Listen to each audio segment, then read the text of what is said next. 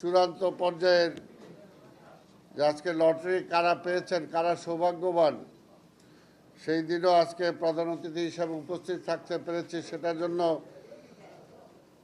আমি দুলাল ভাই সহ যারা এটা আয়োজন করেছে, লটারির প্রচলন খুব কম, সেই কারণে যেভাবে প্রচার হওয়া উচিত ছিল বা এটা আরও যেভাবে ব্যাপক আকারে হওয়া উচিত ছিল, প্রচারের কারণে আমার মনে হয় সেইভাবে ততটুকু রেজাল্ট বয়ে আনতে পারে নাই।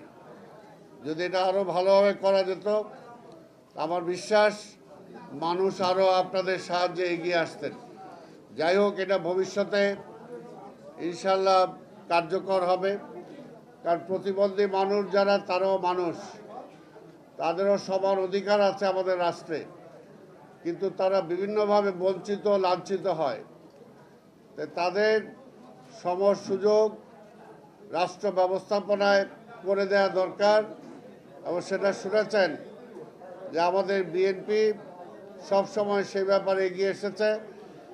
আমাদের সাবেক প্রধানমন্ত্রী দেশনেত্রী বেগম খালেদা জিয়া এই ব্যাপারে উদ্যোগী হয়েছিলেন, এবং আমি এটা বলতে পারি দৃঢ়তার সাথে যে আমাদের মাননীয় প্রধানমন্ত্রী জনাব তারেক রহমান এই সমস্ত ব্যাপারে অনেক সচেষ্ট, এবং তার যে সহধর্মিণী আছেন তিনিও এই ব্যাপারে খুবই সচেষ্ট। যখনই প্রতিবন্ধীদের প্রশ্ন আসে, সমাজে পিছিয়ে পড়া মানুষদের প্রশ্ন আসে, তখন কিন্তু তাদেরকে এগিয়ে আনার জন্য তারা সচেষ্ট হন। তাই আমি বক্তব্য বেশি দীর্ঘায়িত করব না।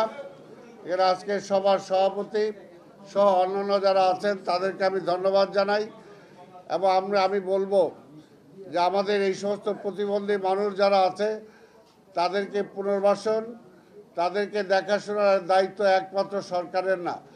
আমরা যারা সমাজে বসবাস করি আমাদেরও সবাই একই দায়িত্ব আছে।